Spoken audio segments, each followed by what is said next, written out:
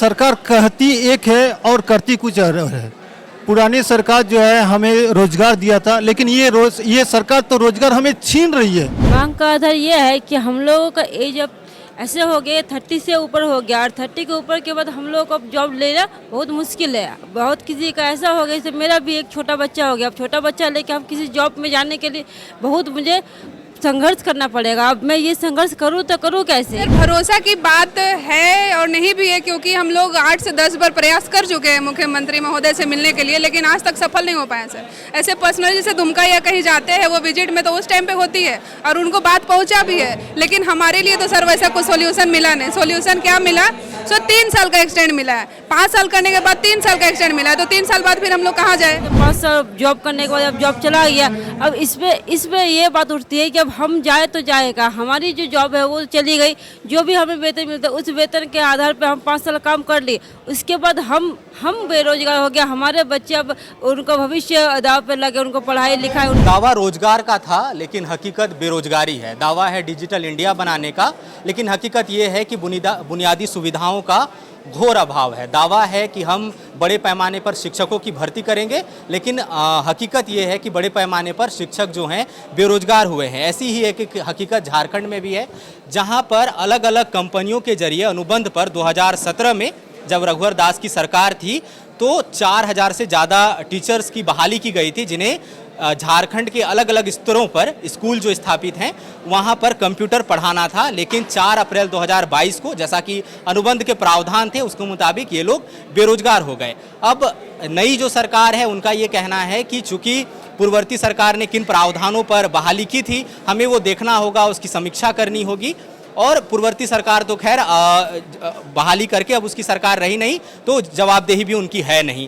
और आज यहाँ पर एक हॉल है, वहाँ पर एक महाधिवेशन बुलाया गया है और यहाँ पर उन 4000 में से अधिकांश टीचर्स पहुँचे हैं अपने न्याय की मांग को लेकर, जो लोग बेरोजगार हो गए।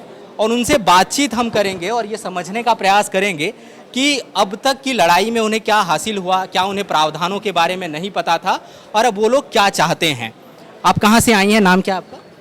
चाईबासा, वेस्ट सिंहभूम। ठीक है, अभी आप लोग क्या चाहते हैं सरकार से? ऐसे तो बहुत सारी मांगे हैं, पर अभी फ़िलहाल हम लोगों का कॉन्ट्रैक्ट ख़त्म हो गया है, तो वो हम लोग रिन्यूअल चाहते हैं फ़िलहाल। पर सरकार तो यही तर्क देगी ना कि पूर्ववर्ती सरकार में आपने ज्वाइन किया, आपको पता था प्रावधान कि 5 साल बाद कॉन्ट्रैक्ट खत्म हो जाएगा, तो फिर मांग का आधार क्या है? मांग का आधार ये है कि हम लोगों का एज अब ऐसे हो गए 30 से ऊपर हो गया, और 30 के ऊपर के बाद हम लोग को अब जॉब लेना बहुत मुश्किल है। बहुत किसी का ऐसा हो गया, जैसे मेरा भी एक छोटा बच्चा हो गया। अब छोटा बच्चा लेके हम किसी जॉब में जाने के लिए बहुत मुझे संघर्ष करना पड़ेगा। अब मैं ये संघर्ष करूँ तो करूँ कैसे? एक छोटा बच्चा लेके संघर्ष करना बहुत मुश्किल है। प्लस जो भी हम लोग के ऊपर अभी हुआ, जैसे 5 साल जॉब करने के बाद अब जॉब चला गया।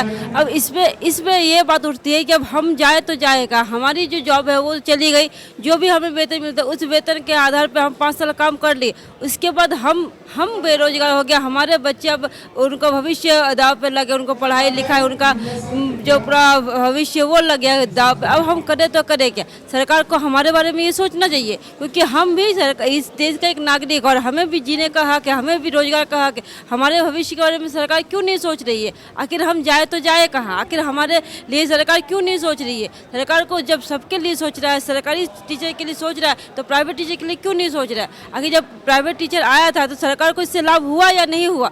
यहाँ तक कि हम वोट में भी काम किए हैं, एक बार 2 राज्य चुनाव में, अब विधानसभा लोकसभा दोनों में हम लोग काम किया। काम करके हम लोगों ने अपना पूरा समर्थन दिया, पूरा काम किया। यहाँ तक कि कोविड-19 में भी हम लोग घर में रहकर काम किया गया। फिर भी हम लोग साथ ये अन्याय हो रहा है। ये अन्याय हम लोग अब बर्दाश्त नहीं करेंगे। यहाँ तक कि हम लोग का भी बायोमेट्रिक फिंगरप्रिंट हो रहा है। इसका मतलब हम सरकारी टीचर के मुकाबले हम लोग को काम करवाया जा रहा है। सरकारी टीचर के मुकाबले हम लोग को सब काम लिया जाए। बायोमेट्रिक जाते हैं, 7 बजे स्कूल है तो बायोमेट्रिक में के हिसाब से अटेंडेंस बनाते हैं, आते भी है तो बायोमेट्रिक। जब हम सरकारी टीचर के हिसाब से सारा काम कर रहे हैं तो फिर हमको निकालना और हमको कम वेतन देना, ये कहाँ का न्याय हुआ? एक समायोजन की मांग तो है ही आप लोगों की, इसके अलावा भी कोई मांग है क्या? आप लोग सैलरी में भी बढ़ोतरी चाहते हैं? जी, हम लोग का आज के जो हम लोग 5 साल जब 2017 में हम लोग जब ज्वाइन किए थे तो उस टाइम हम लोग को 10,000 बोल करके उसमें भी ESI PF वगैरह सब क्या कट रहा था। उसके बाद ESI का तो हम लोग को लाभ मिला ही नहीं कभी भी उसका। और उसके बाद भी आज 5 साल से जो है उसी वेतनमान पे हम लोग काम कर रहे हैं। आज महंगाई इतनी बढ़ गई है कि हम लोग का एक नॉर्मल एक आदमी का वेतन से गुजारा हो नहीं रहा है सही ढंग से। और जो है हम लोग का भी इतना वेतन कम है कि हम लोग खुद का खर्चा नहीं, फैमिली उसी पे चल रहे हैं।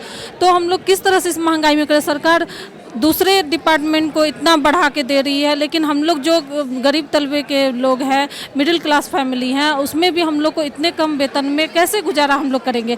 कम से कम जो एक सम्मानजनक वेतन होना चाहिए इंसान को, वो तो कम से कम हम लोग को दिया जाए। हम लोग किसी के सामने पूछते भी, हम लोग को तो बताने में शर्म आती है कि हम लोग को इतना कम वेतन है। 7,000 8,000 में आज के डेट में कुछ नहीं होने वाला। तो मतलब जॉब भी ऊपर से जॉब भी चलेगी, उसमें भी हम लोग का जीरो जो कर दिया गया है, कुछ स्कूलों को जो है जीरो कर दिया गया है। तो उस जीरो वाले स्कूल का अभी तक कोई पता ही नहीं है कि उसमें क्या होने वाला है, नहीं होने वाला है। और उसमें भी सर कि जो हम लोग जिस टाइम हम लोग आए थे इस जॉब में, तो जो हम लोग का एजुकेशन मांगा गया था, जो हम लोग का क्वालिफिकेशन मांगा गया था, वो हम लोग पूरा फुलफिल कर रहे थे, इसीलिए हम लोग उसमें आए थे।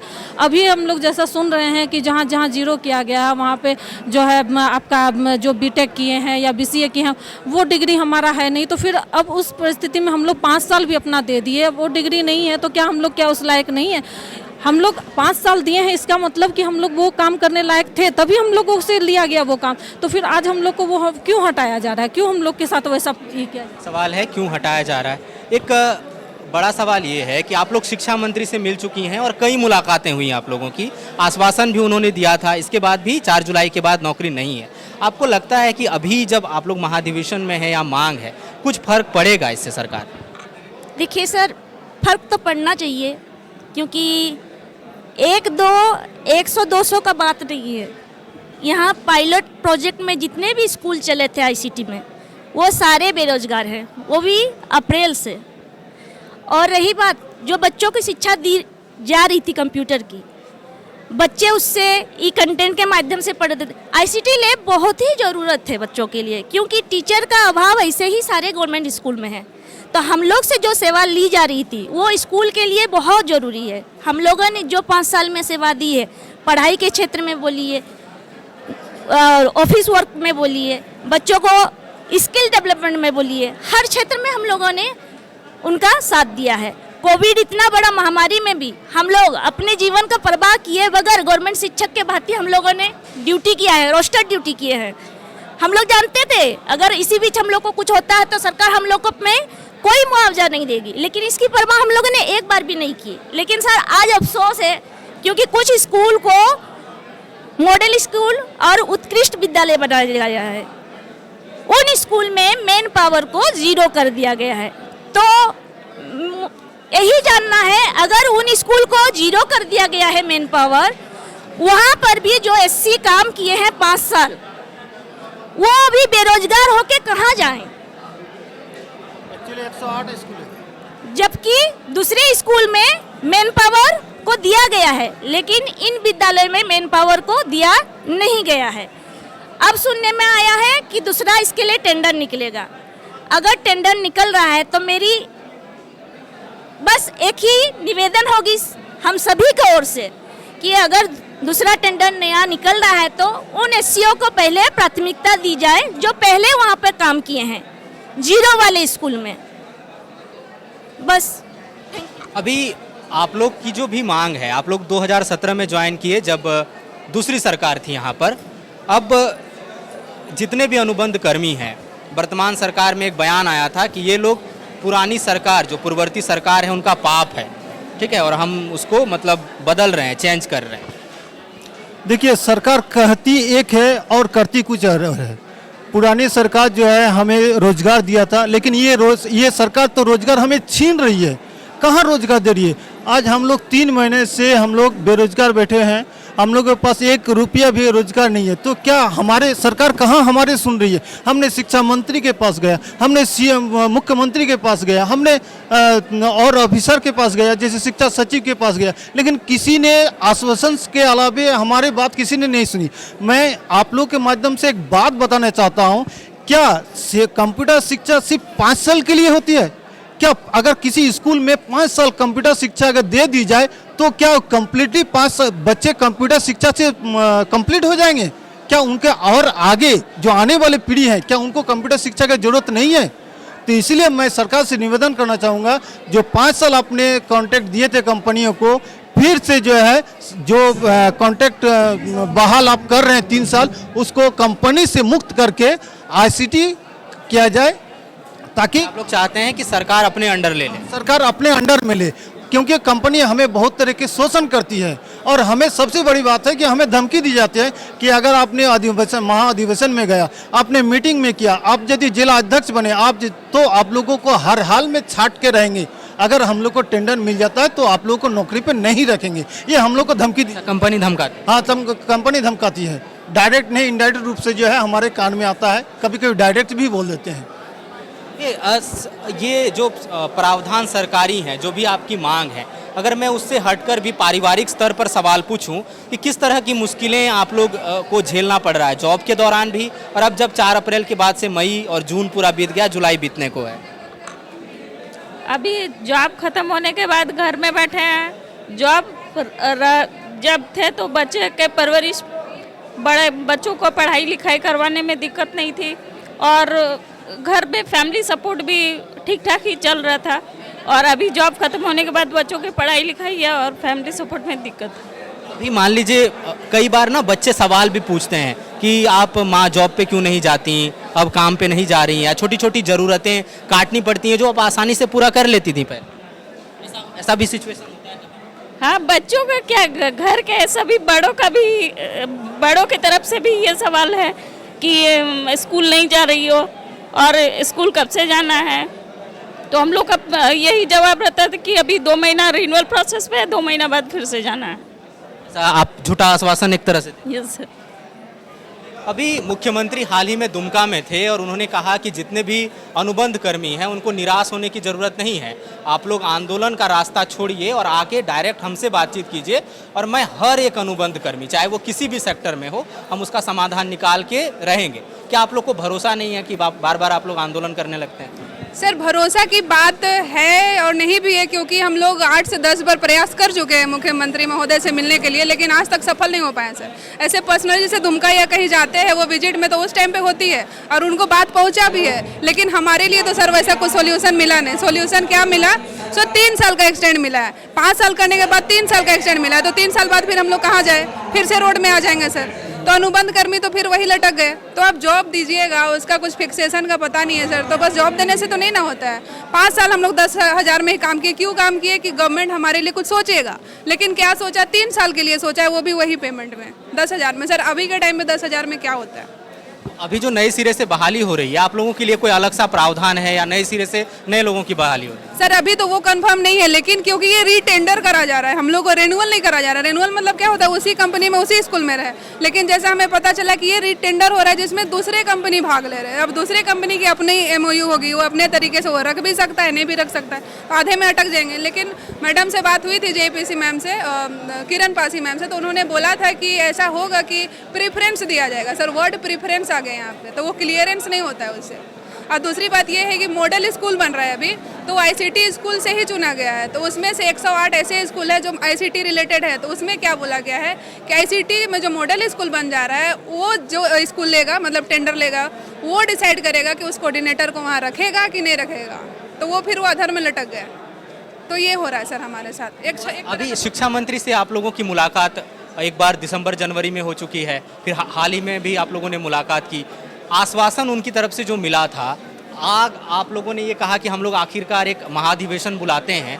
क्या फर्क पड़ा उन आंदोलन का या इस महाधिवेशन का? कुछ सकारात्मक असर पड़े? सर सकारात्मक असर अभी तक तो यही हुआ है कि 3 साल का रेन्युअल जो हमें खबर मिला है, बस उतने ही। और जो पेमेंट का बात हो या फिर रेगुलरिटी की बात हो, अभी तक हम लोग वहीं लटके हुए हैं। रिन्यूअल में भी क्या तय है कि आप लोग दोबारा बहाल हो? वैसा नहीं है सर, रिन्यूअल में ये तय नहीं है कि उस बच्चे को वही स्कूल मिलेगा, क्योंकि बताएं आपको कि ये रीटेंडर हो जाए। रीटेंडर में नए नए कंपनी आएंगे, उनको अपना चाहिए, वो अपना कैंडिडेट को भी रखेगा। सर अभी के टाइम पे तो ये हो रहा है, अभी बहुत सारे जगहों में होता है क्या है कि कैंडिडेट लेते हैं तो उनसे पैसे भी लिए जाते हैं, तो पैसा लेके ही उनको दिया जाता है। जैसे इसी में ICT की ही बात करें तो नया फेज जो चल रहा है उसमें 1600 स्कूल का चयन हुआ है सर। उसमें पता चल रहा है कि 1,00,000-1,50,000 रुपया लोग ले रहा है, 10,000 का पैसा मिलेगा हम लोग को, 1,00,000-1,50,000 ले रहा है तो हम लोग का पैसा ही हमें वापस करेगा फिर वो। तो ये किस तरह से सफल हो रहा है सर वो पता नहीं चल रहा है। सरकार के पास हम लोग अपनी बात भी पहुंचाने का प्रयास कर रहे हैं, लेकिन पता नहीं क्या हो रहा है, हमारा बात पहुंच नहीं पा रहा है या अनसुना किया जा रहा है, पता नहीं चल रहा है सर। तो बात पहुंच नहीं पा रही है या अनसुना हो रहा है, ये कहना है एक कंप्यूटर टीचर का जो 4 अप्रैल 2022 के बाद से बेरोजगार हो गई हैं और इनका संघर्ष लंबा है। दिसंबर जनवरी में क्योंकि इन्हें पता था कि अप्रैल 2022 के बाद इन्हें कंटिन्यू नहीं किया जाएगा, इन्होंने शिक्षा मंत्री से उनके आवास पर जाकर मुलाकात की थी और मुलाकात में शिक्षा मंत्री ने ये आश्वासन दिया था कि जब तक मैं इस कुर्सी पर बैठा हूं मैं ये गारंटी देता हूं कि आपको कोई भी आपके पदों से नहीं हटाएगा और आप लोग बेरोजगार नहीं होंगे, ये लाइन थी।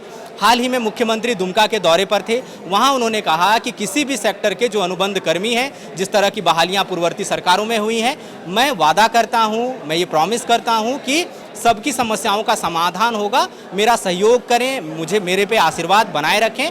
तो आशीर्वाद मतलब चुनाव होता है जो 2024 में आना है, उतना लंबा इंतजार करने के लिए शायद इनके बच्चे जो स्कूलों में पढ़ते हैं उन्हें फीस भरनी है, इनका परिवार जो जिनकी खर्चे से दाल रोटी चलती है वो इंतजार नहीं कर सकता। अगर घर में कोई बुजुर्ग है उनको दवाइयों की ज़रूरत है तो वो दवाइयाँ इंतजार नहीं करेंगी, उन्हें त्वरित समाधान चाहिए। अब देखना होगा कि सरकार का आगे इस पर क्या रुख रहता है। फिलहाल हमें इजाजत दीजिए, सहयोगी नूतन के साथ मैं Suraj, the follow up Ranchi. बायोम डॉक्टर बनने का है सपना मगर सही गाइडेंस की है कमी, तो आए बायोम। रांची में सिर्फ मेडिकल की तैयारी के लिए एक बेहतरीन संस्थान, नीट और एम्स की तैयारी के लिए सन 2001 से मेडिकल प्रिपरेशन के लिए सबका भरोसेमंद संस्थान बायोम, हीनू एवं नगरा टोली, रांची।